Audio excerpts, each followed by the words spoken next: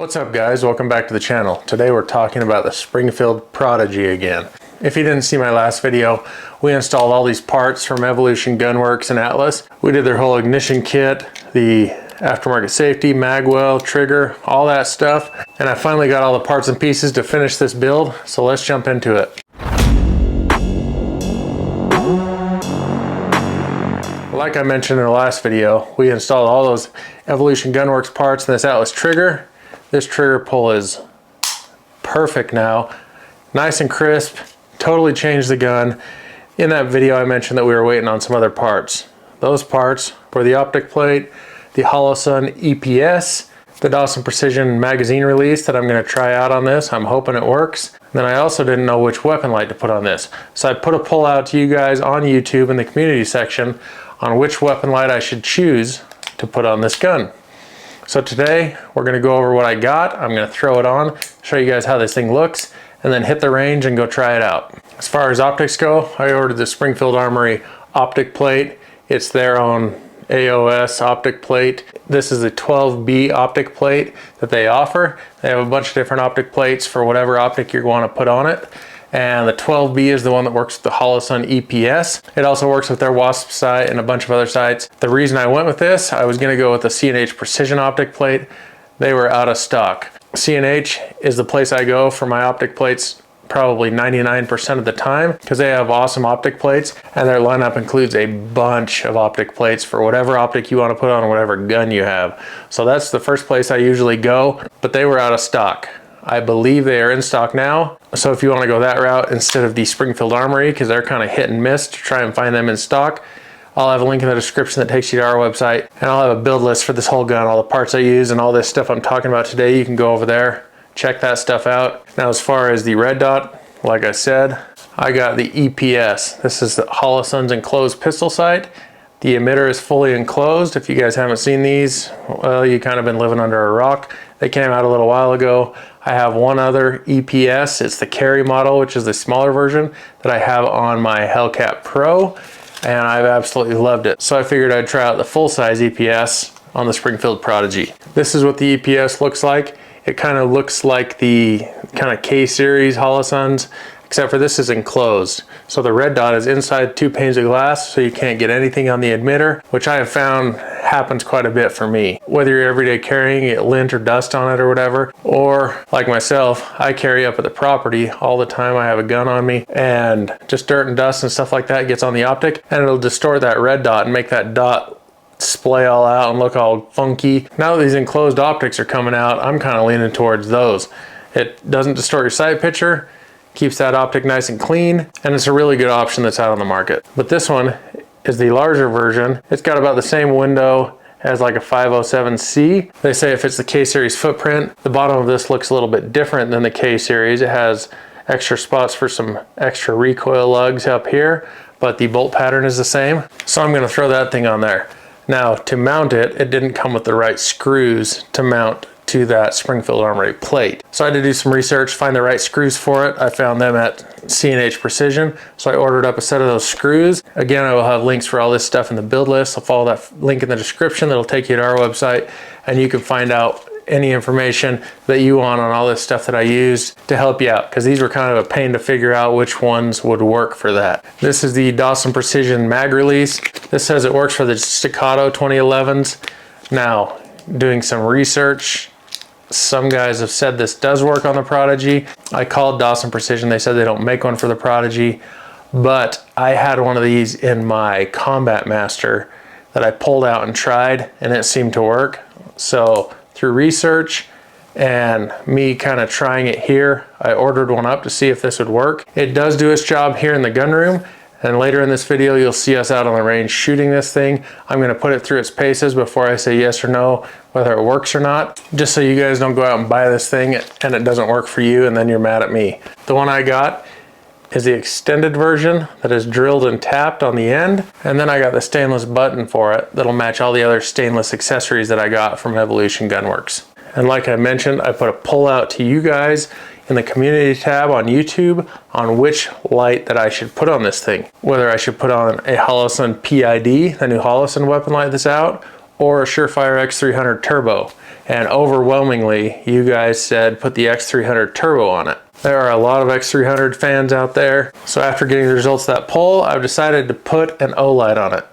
Nah, I'm just kidding. There's a lot of Olight haters out there. I wouldn't do that to you guys, but I did get both weapon lights. I want to try them both out and see which one looks best on there. I got the X300 turbo and I got Holosun PID. The Holosun PID I got is the HC version, which is 800 lumens and 42,000 candela, and the X300 turbo is 66,000 candela and 650 lumens. So there's a little bit of a difference there. The Holosun has less candela but more lumens, and the turbo has more candela but less lumens. So in a future video, I may do kind of a comparison between the two, if lumens matter or candela matters, or what the differences are. If that's something you guys are into, let me know in the comments. I'm gonna throw this stuff on real quick and show you what it looks like.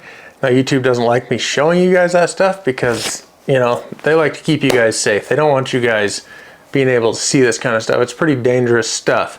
So I'm gonna do that off camera and I'll be back just like. So I got that stuff installed. The red dot is on, that Holosun EPS and that Dawson Precision magazine release. That thing is way extended. I'm not sure if you can see that. That sticks out a lot now, and that looks kind of cool with that stainless button on it. Kind of ties into the whole theme of this thing.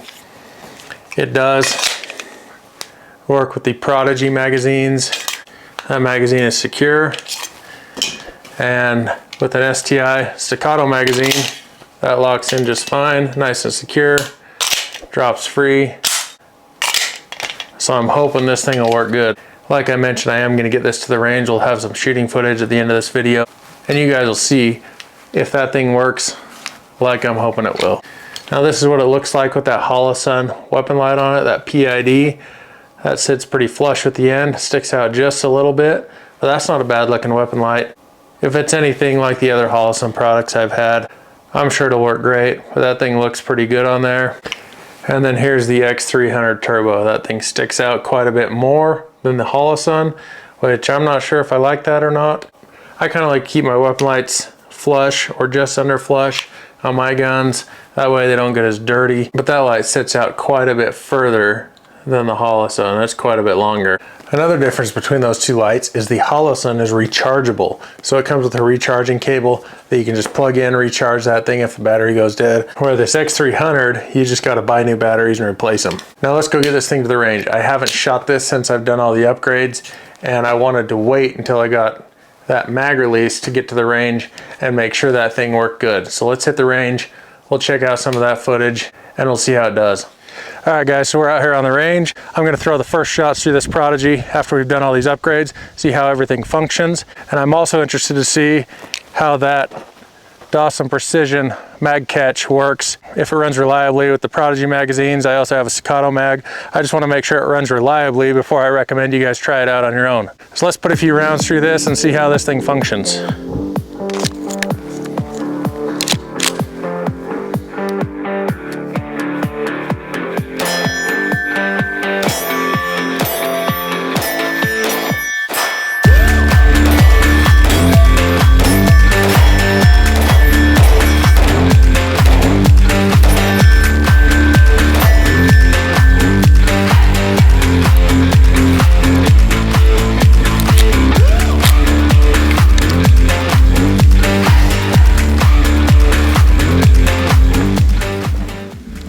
That one was a light primer strike. Now the ammo that I'm using is reloaded ammo. I reloaded this a few months ago, so we're bound to have some of those on this reloaded ammo.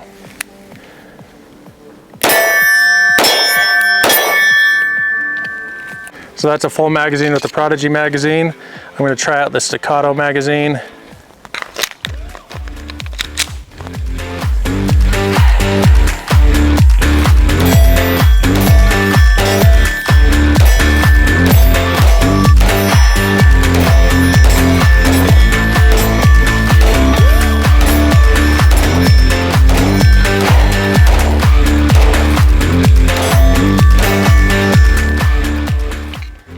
So far that thing is working good. That mag release hasn't had any hiccups. Just grab both of the mags fine.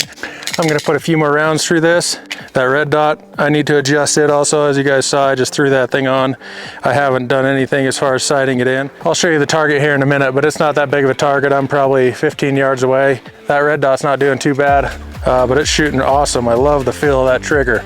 I'm gonna load up another couple magazines and shoot a little more. I'm loaded up with some more. I'm gonna throw a few more rounds down range, run this thing through its paces. That mag release has ran flawlessly so far, as well as everything else. I have had 2 light primer strikes, 1 in each magazine. Like I mentioned, this is reloaded ammo, so you kind of expect that here and there. But this thing is awesome to shoot. This thing shoots flat, handles nice. That red dot is awesome. I'm really liking the sight window on this EPS. It's very similar to like a 507C sight window. The iron sights are awesome. They are co-witnessing just fine through this. So I'm gonna throw a few more rounds down range.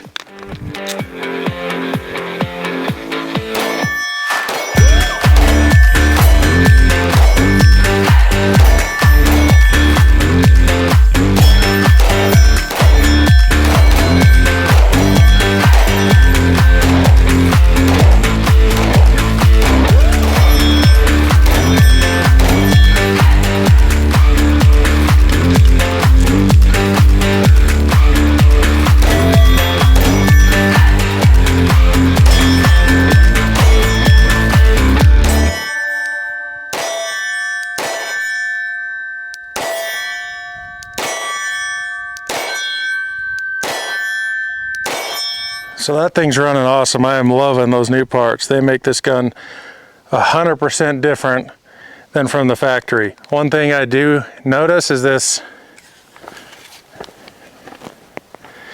red dot is a little loose. So I'm gonna have to re-Loctite that. I just used the Loctite that came on those screws. So I'm gonna pull that stuff off when I get home. Put some fresh Loctite on it. Loctite those things down solid so they don't move. But so far I can say that I would recommend all this stuff. That magazine release has worked for me on the 10 magazines I just put through it.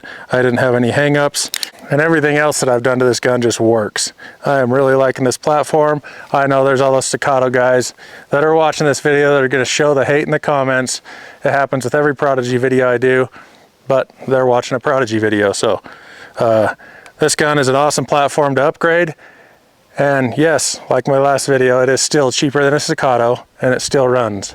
So I understand everybody's got their own opinion. Which gun is best? You have that with the polymer framed handguns and stuff as well.